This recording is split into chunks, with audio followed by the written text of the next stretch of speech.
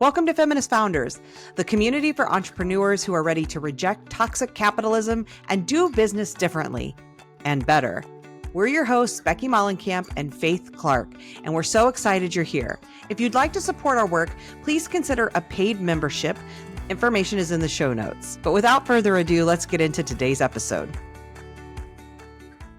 Hello, this is Becky coming at you live from a hotel room. I am not on some grand vacation. However, I'm in a hotel room in my own city. I thought that I would do something different with this episode as we're exploring women's labor this summer. I thought I would share a little bit of my own journey around women's labor and then talk to you about why I'm in this hotel. And then throughout the next 2 days, come back and just share a little bit about what I've been doing. So why am I here? I'm going to start there. Every quarter-ish, I do a solo hotel retreat inside my city. I find a hotel. I'm a Marriott Bonvoy member, so I get bonus points and kind of cruise some miles and all of that. And I find a Marriott property inside my city that is interesting. Often I get one with a kitchen. This one doesn't have that because I really bunker down while I'm here and use this time to do self-care, do work, reflect and do big picture thinking, relax, enjoy the things that I might not enjoy at home with my husband and my kid around. So that's what I do. And I do it once a quarter for 2 nights. I tried one night. It wasn't enough. I do 2 nights. So it gives me a full day tomorrow all to myself. And I enjoy myself while I'm here. And I was due for my retreat at Mother's Day. Generally, I do them on around my birthday in February. A quarter later is about Mother's Day. And then I often end up skipping the one in the summer, which would normally be around August, but sometimes I do it. And then I usually do one again around November. And this is what happened this year and why I'm here in July, almost August, doing this instead of when I was supposed to be doing it back in mid-May. This year's been rough. It's been rough for a lot of us. We have everything that's going on in the world. I've been dealing with some financial burden of my business not performing the way that I am used to, due to, I think, a lot of people tightening purse strings, feeling concerned about the economy, feeling uncertain about just the country's future, feeling stressed and overwhelmed by life. And I think many people have sort of cut back on spending. That's part of why I think it's happening. Another part is I think I haven't been doing a great job of telling people about the work I do and encouraging them to work with me. That's something I'm remedying. So on top of the world stuff, the sort of group, the cultural trauma we're all dealing with, the collective trauma that's sitting on everyone's shoulders. I've also been dealing with some financial, I wouldn't say some, a lot of financial stress this year. And then also my father-in-law was diagnosed with cancer a year ago. He had been going through that whole experience of treatment and care and fighting, and he fought like hell. And then just before Mother's Day, or back in April, his prognosis got worse. And by Mother's Day, Memorial Day, we started to know that it was probably getting towards the end, which then meant I was carrying an additional load of my own grief, but also really trying to help my husband and especially my young child, who this is his first big loss, and helping them with some of their emotional weight. So I've been carrying that as well. Plus, I dealt with some depression before that because of the things going on in the world. So I was on some new medication and trying to sort of help myself through that. And I've been dealing with perimenopause, which is its own journey for anyone who's on it. Lots of physical symptoms and frustrations, minimal help from the healthcare world. And all of it has just added up to May wasn't a good time for me to do my retreat, despite needing it more than ever. And I just think many people can probably relate to this. When we need our care the most, it often feels the most difficult to take it. And I knew that was limited. My father-in-law did unfortunately pass away right around the 1st of July. And the last few weeks have been spent trying to, again, navigate that time with my husband's family and also our immediate family, my husband and son and I. And now here we are, almost August, and my husband's going back to work. So he's an educator. He's home in the summer, theoretically. He did summer school, wasn't in it, in June to help with the financial situation. Then his dad died, and he's been dealing with that. And now he's back to work in like a week. And so while I felt bad leaving, right? The guilt comes up of taking this time to myself while my husband's, in his grief and my son is dealing with all the things he has going on. I knew that there wasn't much time left for me to do this before my husband goes back to work and my son will end up back in school and life goes on and it just gets challenging. And before I know it'll be my scheduled time to go in November and I will have missed not just one, but two of my quarterly retreats this year, which just doesn't feel acceptable to me. So I was going to do over the weekend. My husband asked, would it be possible to do it during the week? That would be more helpful for him with just family stuff. And I was like, I don't see why not. I have no reason not to because school isn't in session for my son. So here I am in the middle of a week on a solo hotel retreat. And I do these because I need that space. I'm an introvert. I'm someone who needs a lot of alone time, reflection time, just being with myself. I'm sort of my own bestie. I am my own best company. I love my husband. I love my son, but both of them are more extroverted than I am. My son is extremely introverted. They both are people who like to spend time with each other, but also with me. And I love that. And it can be draining for me as an introvert in a way that it's not for either of them.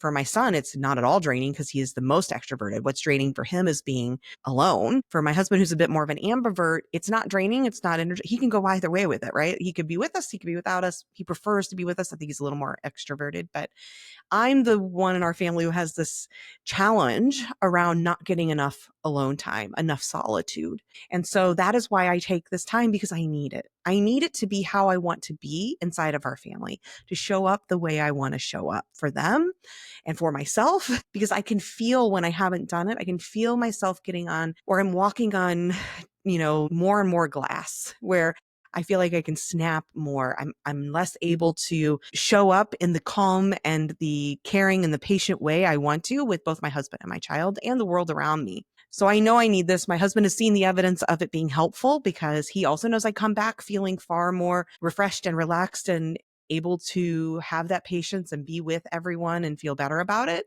2 nights a quarter, so 8 nights a year is not really enough, but it's a lot more than nothing. And that quarter is fantastic. Like I can feel by the time it's been too long. And this has definitely been too long because it's been 6 months. It's been half a year since I've done this. And that's too long for me. And I can tell there were circumstances that necessitated me sort of pushing that back. Or maybe I'm excusing myself. I could have maybe done it sooner. So here I am. I will be doing all sorts of things this weekend in the hotel or this week. It's not a weekend. It's so weird. I've never done it on a weekday. So I am going to share that. I'll come back and just frequently share what it looked like, what I've been doing. I literally just arrived 20 minutes ago. The first thing I did when I came in was hit that thermostat down as low as it would go. It was up at about 76 or something. It's down to 70 now, trying to get it down into the 60s. One of my joys of being here as a perimenopausal woman is I get full control of the thermostat and I can make this room as cool as I want it to be, which feels so magical to me. What a small gift, but it's a huge gift for me. I also used the restroom, unpacked, and set up my computer because right after this, I'm hosting a co-working session for the Messy Liberation Coaches Circle. Again, if you don't know, Taina and I host a membership community for coaches who care about equity and social justice. It's an amazing community. It's a really low price space. If you're interested, information will be in the show notes. If you're a coach or someone who uses coaching skills in your work, we would love to have you join us. It's a place where we get together to support each other and talk about both the practice of coaching and also the business of coaching, the business end of being an entrepreneur and trying to create and run a coaching business. So I have a responsibility. I have signed up to host that call and I will see that through. I got into my hotel at about 2. I requested early check-in. It's usually at 3. Prior to getting here, I stopped and got some snacks and some food. After that call, sometime this evening, I will go out to dinner. So I will report back to you again this evening and then probably once or twice tomorrow. This is what day is this as I'm recording it? This is a Wednesday. I'll report back again this evening and let you know again kind of what I did while I was here. I'll do it again tomorrow. And then maybe before I check out on Friday, we'll see how that goes. And maybe a little wrap up at the end just to tell you again, like what I got from the experience and how I think you might be able to recreate something like this for yourself. So I'm going to pause it here. I will be back later tonight to just give you an update on how the evening has gone. Again, the next thing that's up on my schedule is hosting a co-working call. So just a quiet co-working call. I was going to do some work anyway, so it's not a big deal for me to host that. and I'll have the TV on. Right now I'm watching Germany versus Spain women's soccer or football in the Euro final that they have semifinal that's going on. And just breathing in the joy of how quiet it is in here when I'm not speaking. I don't have the volume on the TV. The only noise is the air conditioner kicking in and trying to get down to that number I asked it to get to. And otherwise, it is quiet and peaceful and just me and my thoughts, which for some people might sound like torture, but to me sounds like heaven. So I will be back soon to give you an update. I'm not going to lie. I almost forgot to check back in before going to bed. It's 8 p.m. on the first night. If you're watching this on YouTube, you can see I've changed. I'm in my jammies now. I have the temperature getting down low in here. It's almost to 66. I'm on the way down to 60. It was 75 when I got here. That feels amazing for this perimenopausal woman. I have, in the few hours since I last was on here, what I've accomplished. Not that I have to accomplish. I can be less productive and it's okay. But I have gotten some YouTube shorts up for several different podcast episodes. I have recorded the podcast episode. I led a co-working session and I made a few updates on a couple other podcast related things for my different shows. And I went and had dinner. And I started watching Building the Band on Netflix. And I'm about 4 hours deep into that. I gave myself a little facial or a little mask on my face, which that may look like I'm peeling, and that's why. And I've just been kicking back in bed, relaxing. Even the work I've done has primarily been done in that relaxing place. And I'm going to have a nighttime snack, watch a couple more episodes of the show, and try to get a good night's sleep. So that's what day one of my little solo hotel retreat has been like. And I will be back tomorrow to update you again and just tell you what I've been doing. And then I will end this by encouraging you to do the same. But I'll see you tomorrow. I'm back on day 2 at midday. It's noon. So this morning I slept in a little bit. I slept until 8, which was lovely. Although I didn't go to sleep until almost 2, which was less lovely. Sometimes I struggle sleeping alone in a hotel room. I have anxiety. I get worked up in my head about safety issues. And that's usually what happens, especially on night 1. So I was prepared for it. But that's why on day 2, I generally do a lot of relaxing. So I slept in as late as I could, got up, thought about going down to get breakfast at the hotel and decided I didn't really want to.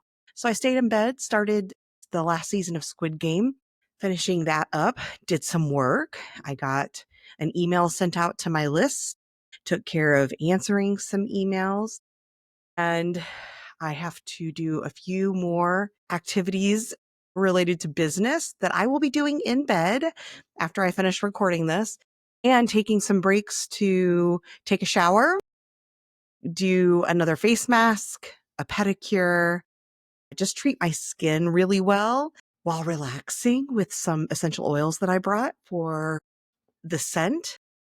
And I will keep getting work done, but also at a really, really leisurely pace. I'm about to eat some lunch. Same thing I ate yesterday because it was easy and close and it sounded good. I went and picked up a few more things for dinner tonight.